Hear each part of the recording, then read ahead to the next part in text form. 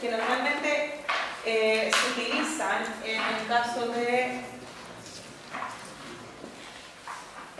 estas patologías, ¿cierto? O sea, perdón, estos grupos farmacológicos vamos a tener aquellos que van a contribuir a la coagulación y aquellos que van a inhibir la coagulación. ¿Sí? Entonces, por ejemplo, una persona que presenta problemas de coagulación y por tanto puede generar hemorragias, por ejemplo, necesita algunos fármacos específicos que activen la coagulación o que la mejoren. Y existen otros pacientes, ¿cierto?, que tienen tendencia a generar coágulos y nosotros necesitamos inhibir esa cascada de coagulación.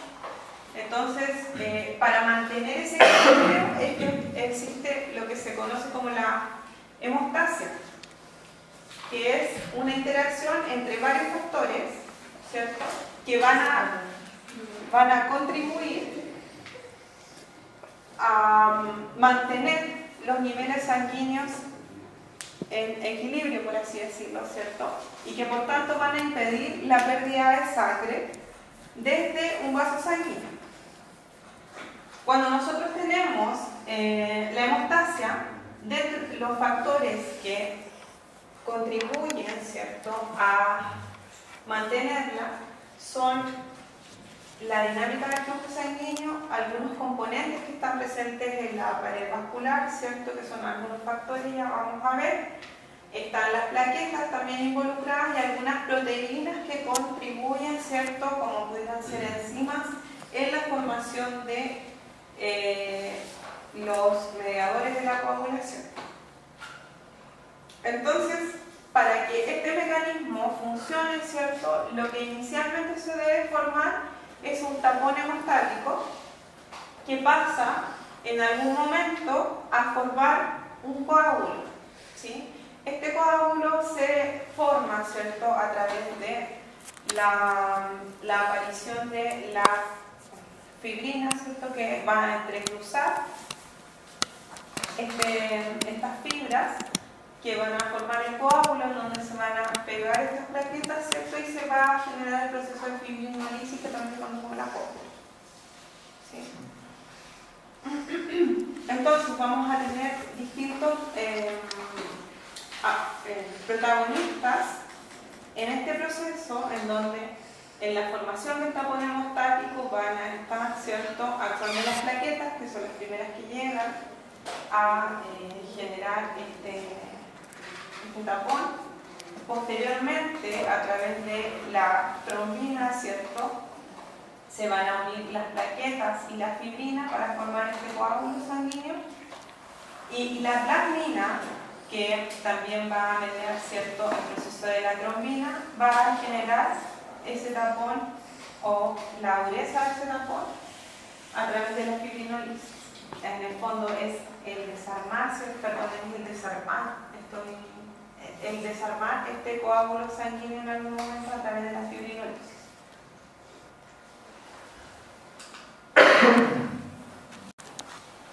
Dentro de los factores, ¿cierto?, que intervienen en la coagulación, si ustedes se fijan, son varios. Tenemos que existe una adhesión plaquetaria a la pared, en donde ocurre el daño o la ruptura, ¿cierto?, de esta continuidad de pared arterial.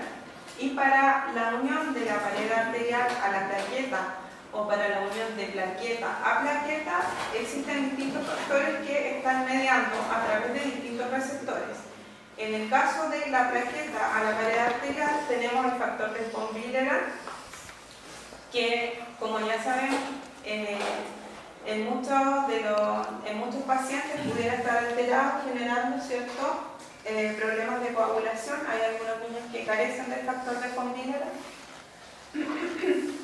También el factor este va a estar mediando la unión plaqueta-plaqueta, y las distintas actividades de la plaqueta están mediadas por calcio, lo que podría explicar, ¿cierto?, las alteraciones que habíamos visto con algunos fármacos que alteran los niveles de calcio o que bloquean los canales de calcio. Además, el colágeno va a permitir que la plaqueta se pegue bien a esta pared, ¿sí? Y vamos a tener las fibras, ¿cierto?, de fibrinógeno que finalmente van a formar este tapón. Y cada uno de estos factores tiene, ¿cierto?, sitios específicos en donde se unen, donde podemos observar, ¿cierto?, la trombina, que como habíamos visto acá, estaba mediando, ¿cierto?, la unión de las plaquetas con las fibrinas para la formación del... Entonces, acá el ladito se ve súper mal acá, pero aparecen los receptores para cada uno de los ligandos que están presentes. En resumen, ¿cierto? Y tenemos que existen, por ejemplo, el receptor GP o glucoproteína 1A, 2A, que une colágeno. Acá, ¿cierto? Tenemos también el 2C, 2A, que une la fibronectina, como se observa acá. Y así sucesivamente, cada uno tiene una glucoproteína, ¿cierto? A un receptor al cual se puede unir para formar esta plaqueta. Algo tan sencillo, no es tan sencillo, ¿cierto? Esta que ven acá, arriba no se ve bien, es la cascada de la coagulación, pero es la vía intrínseca de la coagulación. Y si se fijan, tenemos distintos factores que están formando parte de lo que finalmente va a llegar a ser la formación del... ¿Dónde está? ¿Dónde está? Acá. La formación de ¿cómo se llama? El tapón plaquetario, ¿cierto? Que cuando está asociado a monómeros de fibrina se va a denominar un tapón que es soluble, y cuando existe un entrecruzamiento de la fibrina se va a denominar insoluble, ¿cierto? Que es el coágulo. Y ese coágulo se debe desarmar de alguna manera, y esto ocurre a través de la activación del plasminógeno plasmina, que genera la degradación de ese entrecruzamiento de las distintas fibrinas. Todos estos factores son súper importantes, se los tienen que saber, lo siento. Y es importante saber que, se me perdió aquí la vitamina K, pero en el caso de la activación de algunos factores de la coagulación son dependientes de calcio, como ocurre en el caso del factor 9, ¿cierto?, que se activa a través de el factor anterior por intervención con calcio. No encuentro la vitamina K.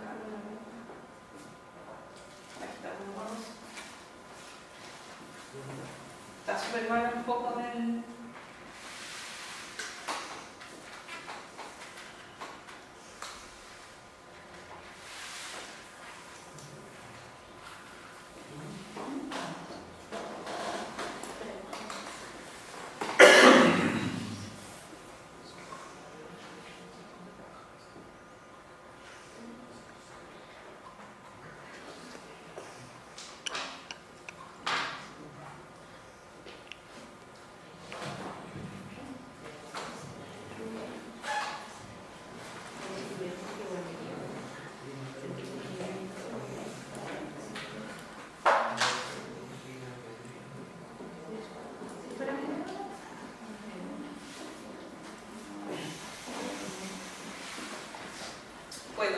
Es que para la activación de algunos factores, voy a ver si los cuatro se los voy a poner en la diapositiva, un cuadrito donde explicaré esto.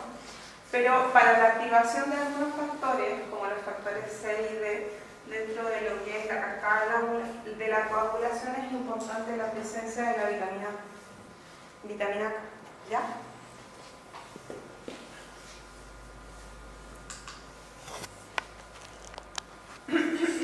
Entonces, vamos a tener distintos niveles de control a nivel fisiológico que pudieran estar involucrados, ¿cierto?, en lo que son mecanismos de acción farmacológica. El control fisiológico de la hemostasia se da principalmente por los niveles de plaquetas, ¿cierto? Y la capacidad que pudieran tener para interaccionar con la pared vascular. Además, existen las diversas fases, que son las que ya vimos, ¿cierto?, en la formación del coágulo, en la coagulación, para atacar la coagulación. Y tenemos también la fibrinolisis, que también pudiera modularse para permanecer o degradar más rápido este coágulo. Dentro de lo que es la farmacología, apuntando a estos tres mecanismos de control fisiológico de la hemostasia, tenemos la farmacología de los procesos hemorrágicos, que son aquellos fármacos que actúan sobre la hemostasia a través de una promoción de la coagulación. Tenemos también aquellos que son todo lo contrario, ¿cierto? Y que en el fondo previenen la coagulación a través de la inhibición de la agregación plaquetaria. Tenemos también aquellos que actúan sobre el proceso de la formación de la coagulación, denominados anticoagulantes. Y tenemos aquellos fármacos que actúan sobre la fibrinolisis, que se llaman antifibrinolíticos o también los fibrinolíticos. ¿Sí? Entonces podemos estimular la coagulación o inhibir la coagulación con estas cuatro estrategias. ¿No me acuerdo?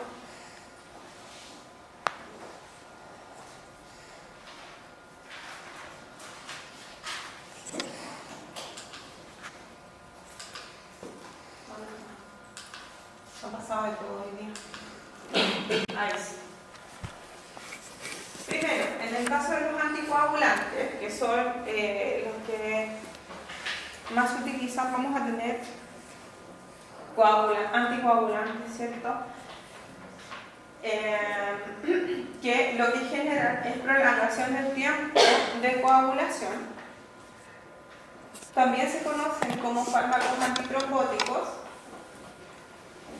y actúan sobre algunos de los factores de la coagulación, inhibiendo su acción o la formación de factores de la coagulación.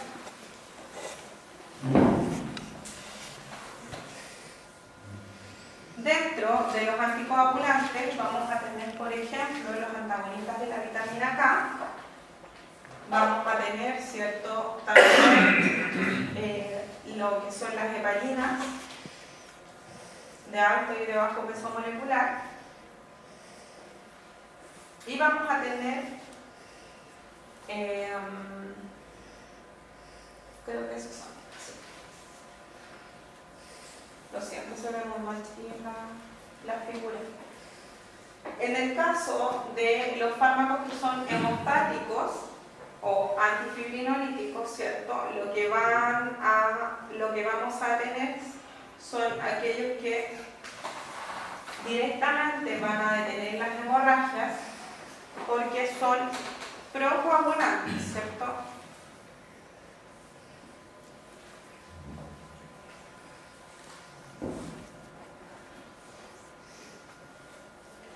Y también vamos a tener aquellos fármacos que previenen la agregación plaquetaria, que se denominan antiagregantes plaquetarios o antiplaquetarios, que lo que hacen es o destruir directamente la plaqueta o inhiben la función.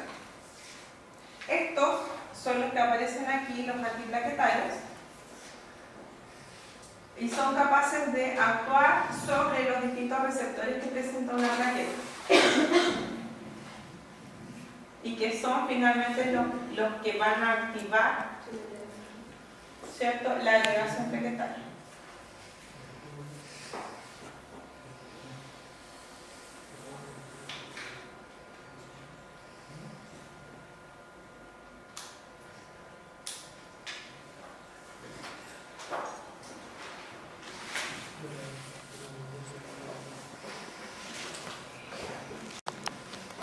Entonces vamos a empezar revisando los anticoagulantes. ¿Han pasado? Sí.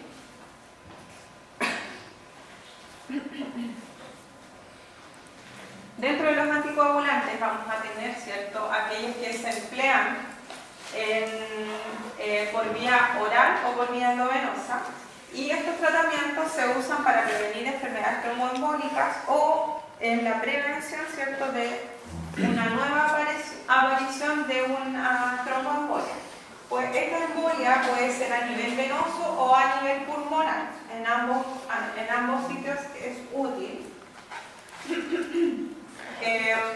También se pueden utilizar cuando una persona ha sufrido infarto agudo al miocardio para prevenir la formación de una trombosis, ¿cierto?, la producción de una trombosis. Y en enfermedades cerebrovasculares, cuando la persona presenta un trombo a nivel cerebral. Se usa también en la prevención de la formación de trombos cuando ocurre cirugía. Se usan anticoagulantes, eso es peligroso, ¿verdad? Y también se usa en el caso de las clasificaciones que se hacen son según el mecanismo de acción y según la estructura química, en donde vamos a tener las heparinas y heparinoides y los derivados de la cumarina, como el dicumarol, el acenocumarol y la warfarina.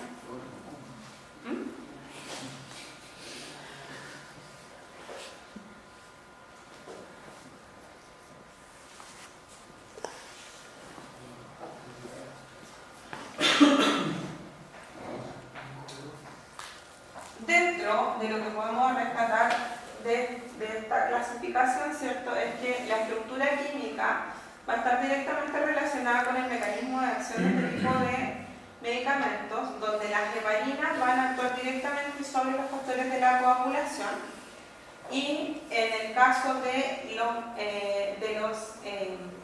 derivados de la cumarina, es decir, aquellos que son indirectos, vamos a tener algunos que actúan sobre la vitamina K o van a actuar no sobre los factores de la coagulación, sino que sobre lo que ocurre después de la producción de estos factores de la coagulación. Bueno, acá sale un poco de la historia de la heparina, ¿cierto?, que básicamente ¿cómo se llama? Se habló del organismo a partir de hinos de pulmones. Sin embargo, hoy se hace síntesis de heparinoides porque se sacaban de animales y generaban muchas reacciones alérgicas. Existen algunas que están disponibles comercialmente y provienen de cerdo y de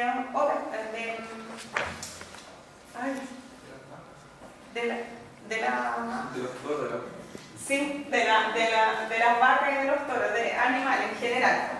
A pesar de ello, por ser de origen animal, porque son proteínas, tienen muchas reacciones de alergia.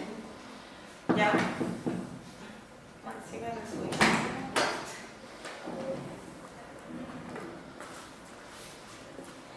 Voy a apurar esto.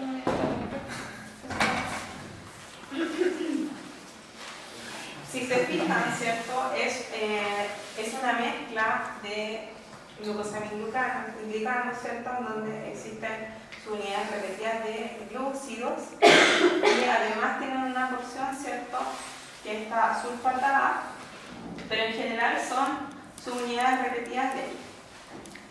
Las moléculas son súper grandes, que se fijan, van entre los 5.000 y los 30.000 kilodalton. Y dependiendo del tamaño de estas moléculas también va a depender la velocidad con la que actúan o la lipofilia que puedan tener. Tenemos acá el mecanismo de acción de la heparina, en donde la heparina es capaz de unirse a la trombina y al factor 10. Por lo tanto, va a ser capaz de inhibir en ambos sentidos y a distintos factores de la coagulación. Tiene dos dominios, un dominio de unión, ¿cierto?, y un sitio catalítico, por lo tanto necesita activarse. Y ese sitio catalítico lo que va a hacer es que se active para unirse de manera secuencial a distintos factores de la coagulación.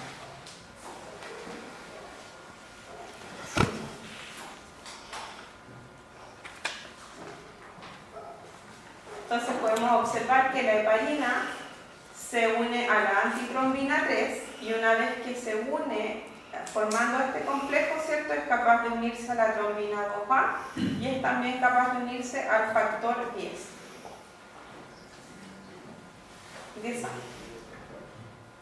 ¿Ya? Entonces se une a esos dos factores. Inhibe a dos niveles de la coagulación. Existen heparinas de bajo peso molecular y las heparinas, no sé si las tengo. Tenemos las heparinas de bajo peso molecular, en donde tenemos la enoxaparina, la deltaparina y la noradparina. Todas ellas son sódicas, exceptuando la enoxaparina, que viene como cálcica. Son de peso molecular promedio de 5.000 kilodaltons, son pequeñitas. ¿Qué me trae? Me trae. Está caliente. Inhiben el factor 10A porque es solo la porción que tienen disponible, por eso son de bajo peso molecular. Por lo tanto, tienen menos efectos sobre la trombina y sobre la coagulación en general. Son menos anticoagulantes. Se administran 1 o 2 veces al día y por vía subcutánea.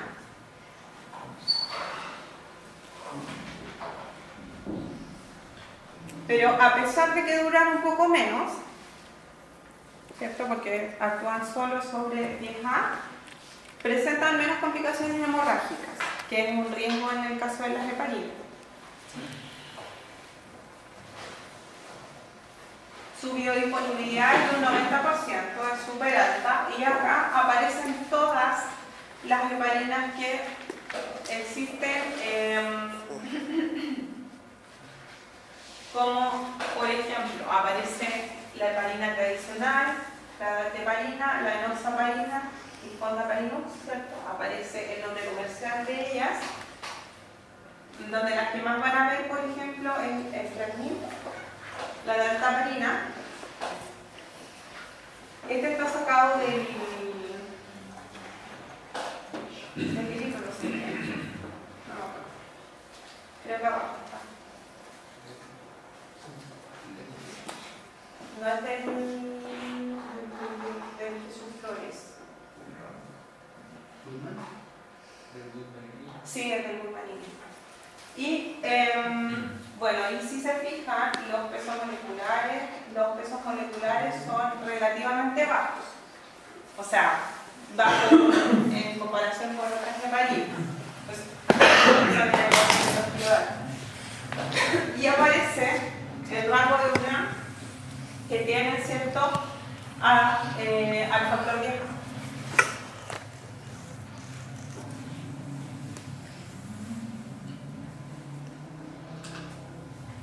En el caso de las heparinas de bajo peso molecular, lo que vamos a tener, ¿cierto?, es que las heparinas de bajo peso molecular carecen de la sección que se une, ¿cierto?, al factor 2A. Entonces, como es más cortita, no va a ser capaz de unirse a ese factor, a este factor de acá, y por tanto, su mecanismo, por ende, va a ser un poco más débil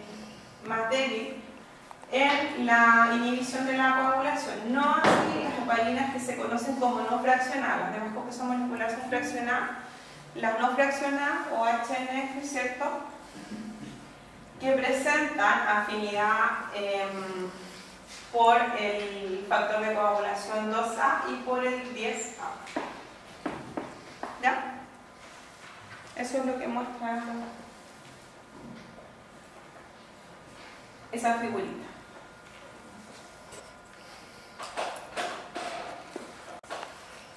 En relación a eso, vamos a tener que las heparinas estándares o heparinas no fraccionadas tienen un peso molecular bastante superior, que puede llegar a 3 veces la de las heparinas de bajo peso molecular.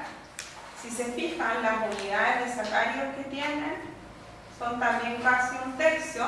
La actividad sobre 10A es mucho mayor en el caso de las heparinas de bajo peso molecular respecto de lo que es el 2A, en donde se pudieran unir. Sin embargo, su afinidad no es equivalente a las heparinas no fraccionadas, ¿cierto?, en donde es 1:1. Tienen una buena biodisponibilidad porque son más pequeñas. En el caso de las no fraccionadas es bastante escasa. Además, son capaces de unirse al endotelio en el caso de las heparinas de bajo peso molecular, lo que pudiera generar necrosis de tejido. ¿Qué? Ahí dice actividad anti-2A y 10A, o sea que la de bajo peso molecular igual no actúa sobre el factor 10. O sea, es que en comparación con el que tienen sobre el factor 10 es mucho mayor. Como la heparina no fraccionada. La heparina no fraccionada, sí. Las no fraccionadas, si se unen al 10 y al 2, sí o sí, y en la misma proporción. En cambio, en el caso de las heparinas de bajo peso molecular, se unen principalmente al 10A, y es porque el 10A tiene mayor afinidad por este tipo de heparinas que el 2A. ¿Sí?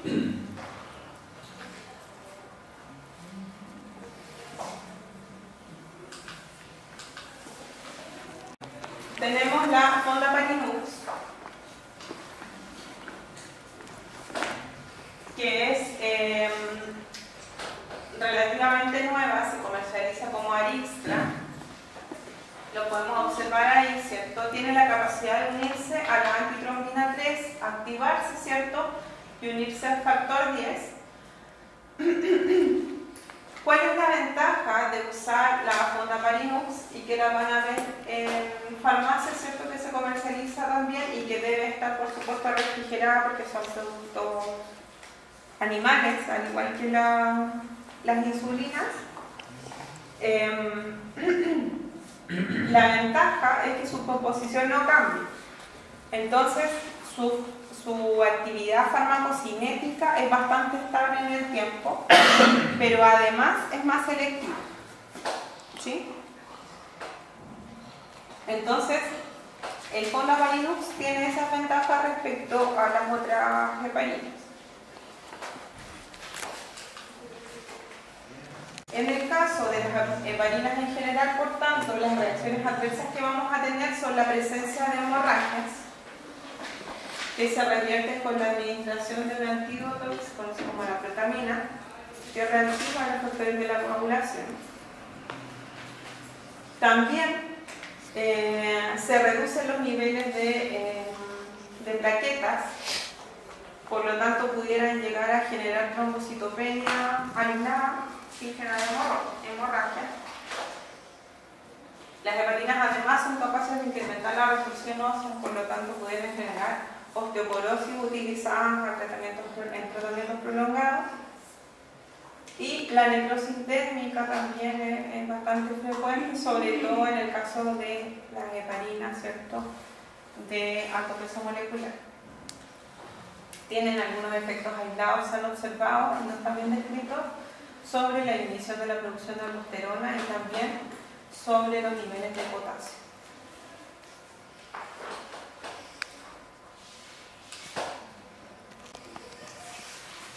En el caso de los anticoagulantes orales vamos a tener varios, en donde el más utilizado es el acenofumarol y la warfarina. La warfarina se utiliza mucho a nivel hospitalario, sobre todo en los pacientes que están por mucho tiempo en cama, que presentan problemas cardíacos o que están postrados, ¿cierto?, y que pudieran generar algún trombo. Entonces, para evitar que generen accidentes vasculares en el hospital, les administran warfarina. Lo que ustedes van a ver mucho en el hospital es que la gente está llena de moretones, y es por eso, es porque les administran warfarina. Ya, y se la dan a pasto, así como a uno le dan todos los días el desayuno, le dan warfarina a esto. Estos son anticoagulantes orales. La warfarina también, si no me equivoco, se encuentra en presentación subcutánea. Provienen de lo que es el dicumarol. Ahí les puse un dibujito, ¿cierto?, de cómo es la síntesis del dicumarol. Y en 1948 se empieza a trabajar con la warfarina, en donde se obtiene la síntesis de warfarina a partir de los rodenticidas, es decir, el veneno para ratas, que son superwarfarinas y que están modificadas para generar un efecto mucho menor anticoagulante. ¿Saben cómo muere la rata? Dentro de lo que son los anticoagulantes orales, el acenofumarol y la warfarina son los más importantes. Ambos tienen una alta unión de proteínas plasmáticas, ambas son metabolizadas a nivel hepático y son completamente absorbidas, por lo tanto se administran por vía oral. Tienen vida media súper prolongada, si se fijan, duran más de un día, ¿cierto? Y tienen también un efecto prolongado en el tiempo porque son capaces de inhibir distintos factores de la coagulación, en donde el factor 2, por ejemplo, es capaz de inhibirse por alrededor de 60 horas. Entonces eso va a generar, ¿cierto?, que exista un efecto anticoagulante bastante prolongado en el tiempo que puede llegar incluso a los 4 días.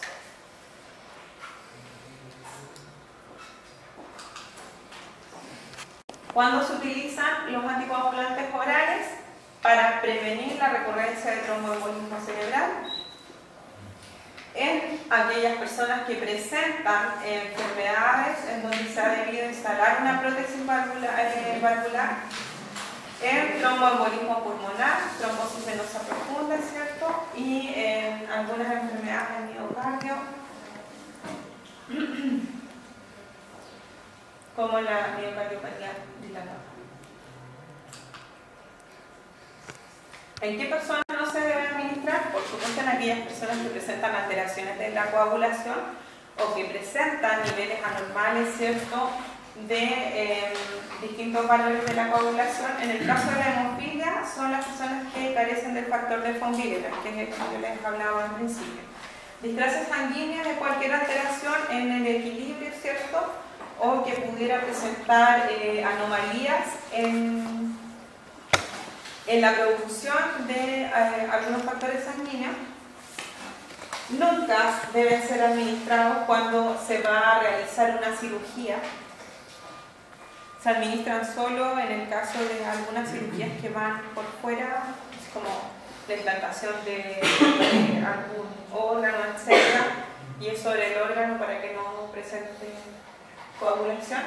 Pero en neurocirugía o en algún caso de posibilidad de sangramiento que se genere, se suspende por una cierta cantidad de tiempo que normalmente va por sobre los 2 a 3 días antes de una cirugía.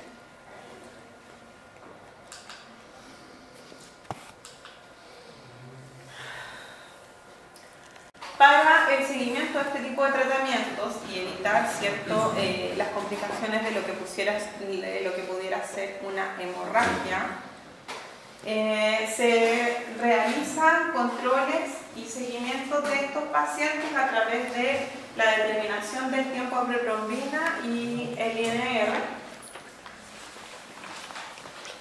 No se recomienda la suspensión inmediata del tratamiento, sino que tiene que ser algo informado por el médico. La duración puede ser crónica o puede ser por un periodo determinado, dependiendo para qué se haya recomendado. Y es súper importante en este tipo de tratamientos mantener los niveles de vitamina K, que pueden interferir, ¿cierto?, con el efecto farmacológico, potenciándolo o reduciendo.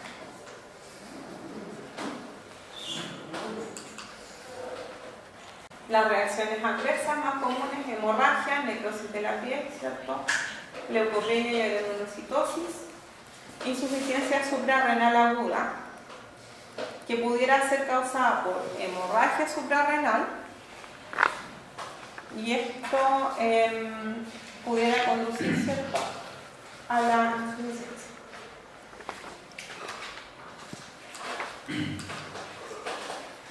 Aquí les puse un cuadrito sobre las interacciones, por favor revísenlo, porque lo he preguntado varias veces,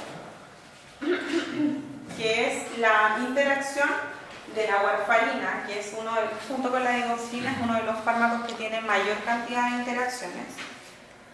Ahí aparecen, ¿cierto? Si hay alguno que les llame la atención, revisen por qué interacciona con él. También está sacado del libro anterior. Y también existen algunos que potencian, bueno, los anteriores, hay algunos que potencian la actividad anticoagulante, hay otros que la antagonizan, ¿cierto? En el caso de la warfarina. Y acá sigue la lista, más abajo. Potencian y antagonizan. Son como dos y se fijan.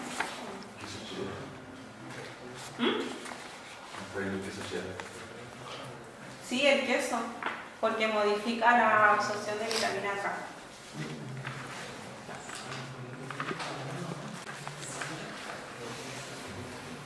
De hecho, hay prohibiciones en las dietas de utilizan anticoagulantes. Bueno, y ahí tienen, ¿cierto?, algunas de las características de por qué pudiera ocurrir la interacción de la warfarina